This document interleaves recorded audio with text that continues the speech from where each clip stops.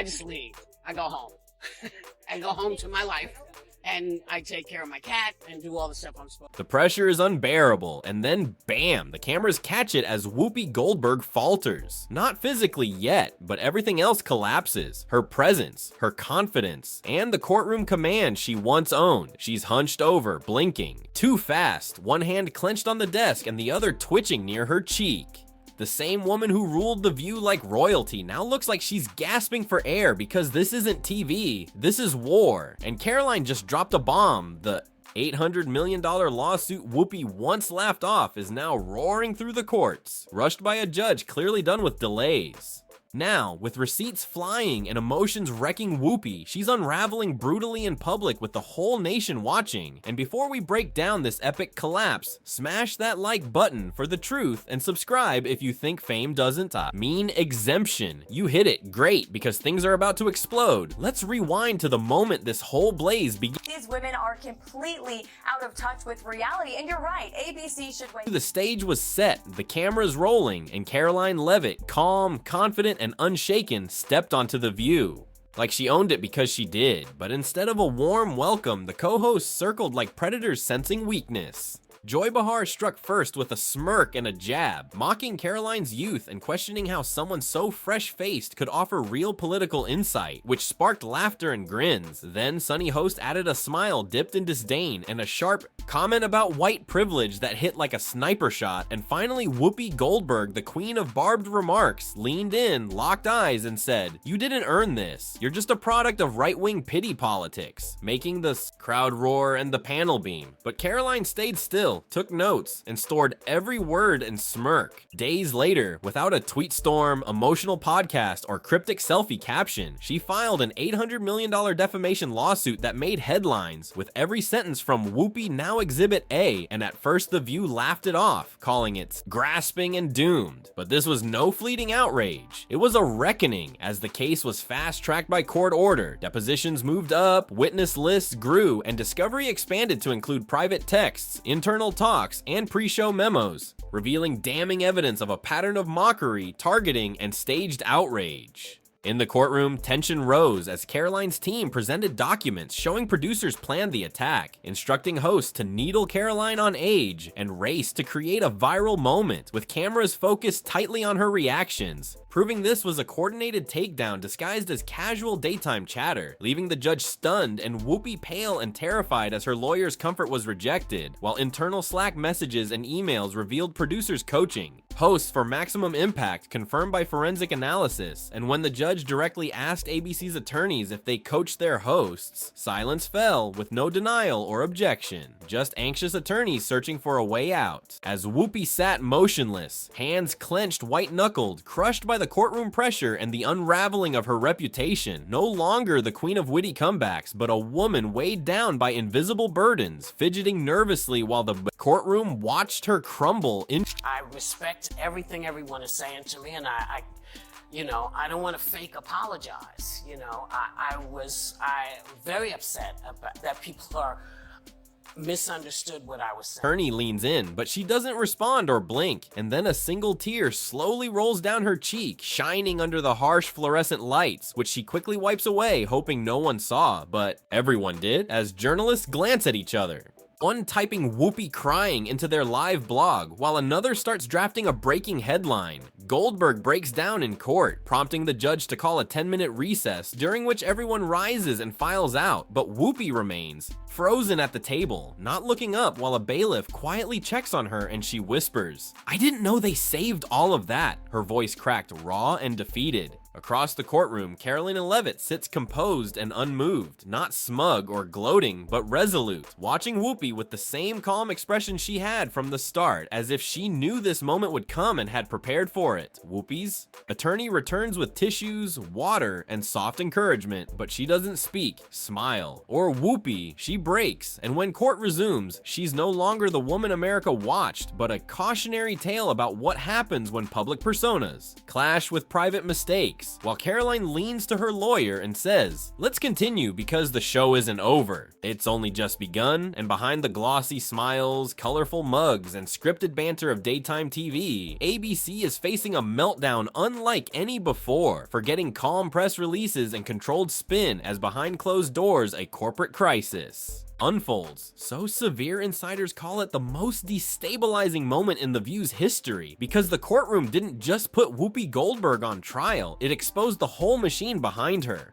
Inside ABC's corporate offices, panic has gone nuclear, with high-level executives hopping on emergency Zoom calls multiple times a day, sometimes before sunrise, with every conversation hushed and protected by NDAs, as one insider whispers, "We thought the lawsuit would fizzle, but now it's a full-scale disaster," and the legal team is working overtime, digging through episodes, emails, producer Slack logs, anything to protect the network. ABC's HR department is auditing every political segment from the past 18 months. But that's just the start, as multiple sponsors quietly pull out, including a luxury skincare brand and a longtime auto sponsor pausing ads. Not a boycott, but a strategic retreat to avoid being caught between daytime drama and an $800 million defamation firestorm. While inside The View's production wing, the mood is apocalyptic, with staff dusting off old resumes, associate producers taking secret coffee meetings with rival networks, and several interns nervously asking supervisors if their names might end up in lawsuit records. The biggest shift is ABC reviewing Whoopi's contract line by line, not only performance and legal clauses, but her moral and public responsibility guidelines and social conduct expectations, all searching for an exit hatch, as sources say talks about transitioning Whoopi out have already begun, and marketing teams have paused all promotional content featuring her face. It's not good for anyone, and it's not good for poor folks. It is not good for y'all, because you become slave fodder. It's not a good thing. It's not good for women, because you are now being told and dictated to, and you can't say anything because they, throw you in a jail or whatever. Even reruns of controversial episodes are being pulled from syndication. And here's the dagger. A formal exit strategy draft is already in preparation, reportedly including a public health-related hiatus, a scripted on-air farewell announcement, a soft transition to a new host panel, and media talking points for damage control interviews. And while no one will say it publicly, insiders are blunt and private. Whoopi might be out not next year or next season, but soon, because as this legal inferno grows hotter by the day, ABC knows what's really at stake. It's not just one host, it's their entire brand, and if they don't act fast, it's not just Whoopi's name that could collapse, but The View itself. While Whoopi Goldberg crumbles under the weight of her own words, and ABC scrambles to patch a sinking ship, Karoline Leavitt is rising like a rocket, and this isn't just a conservative firebrand holding her ground, it's the media moment of the decade. Voters do not agree with these despicable women on The View. They are wildly out of touch with the vast majority of Americans, and frankly, they should seek immediate help. Well, listen. If you don't have anything to say, you blab.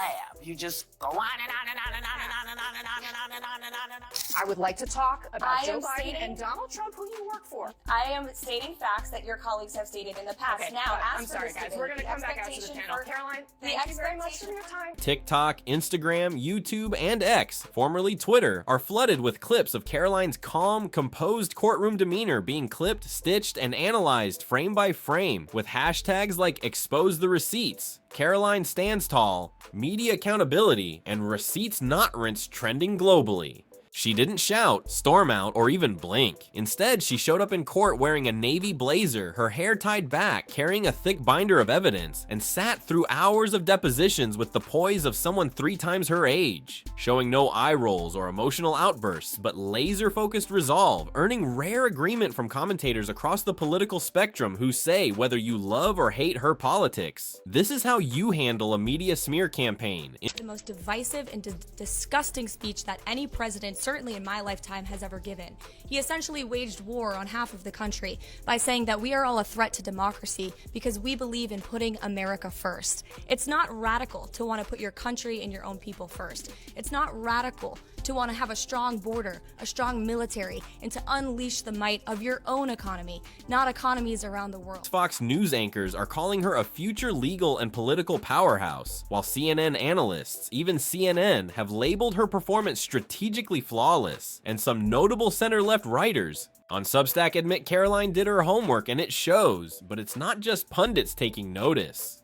Behind the scenes, celebrities are quietly sending messages of support, with a well-known A-list actress reportedly DMing Karoline on Instagram saying, "You're braver than most of Hollywood combined," which isn't an exaggeration because in a culture where public figures are expected to either lash out or lay low when attacked, Karoline chose a third path. She brought receipts, literal time-stamped, courtroom admissible proof, no rants or victimhood, just evidence that turns talking points into legal liability and forces even die-hard skeptics to pay attention. What's even more shocking is she hasn't said a single word to the press since court began. No interviews, tweet storms, or cryptic posts. While the View's camp scrambles to shift blame, Karoline's strategy is as clear as her courtroom. Testimony, let the truth talk and let the public watch, and guess what? The public is watching, with video views passing 50 million across platforms and petitions demanding networks like ABC be held accountable for biased attacks racking up over 2 million signatures, proving a 20-something press secretary once mocked as too young and too conservative is now hailed as a case study in media pushback done right, even called Gen Z's first courtroom icon. Not just winning the lawsuit, but reshaping the battlefield by challenging legacy media outlets like The View that have long targeted dissenting voices under the shield of entertainment. And Karoline didn't just fight back, she set a precedent and made truth trend. Now, as the dust settles, it's your turn to speak up. Should Whoopi Goldberg be forced off The View after years of lecturing on morality and justice, and now facing consequences for her televised words? Should ABC let her walk or make her answer? For what happened on their platform? Was Karoline justified in taking this to court? Did she go too far, or finally do what many were afraid to do? Stand up to the machine and say enough?